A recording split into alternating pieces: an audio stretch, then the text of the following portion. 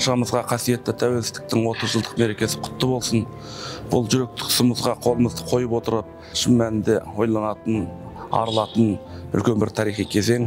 Шекарасы шегенделген, байрағы бар, елтаңбасы бар, туы бар, картасы бар, тұтас тәуелсіздік дейтін ұлы ұғымды беретін шын мәніндегі біздің ұлы мерекеміз. Еңбектеген сәбиден еңкейген қартқа дейін осы тәуелсіздікті қадір тұтып, тек қана 30 жылдықтың бедерінде ғана емес, келер жылдарға, келер кезеңдерге, келер ұрпақтарға сәт сайын, сағат сайын, әр таң сайын насихаттап отыратын ол тәуелсіздік. Осы кезеңдерде ата-бабаларымыздың аңсаған бүкіл арман аңсары, кешегі өткен сұрапыл кезеңдер, кеңестер одағы тұсында қазақ елінің басына өткен оқиғалардың барлығының үлкен қойылған нүктесі осы.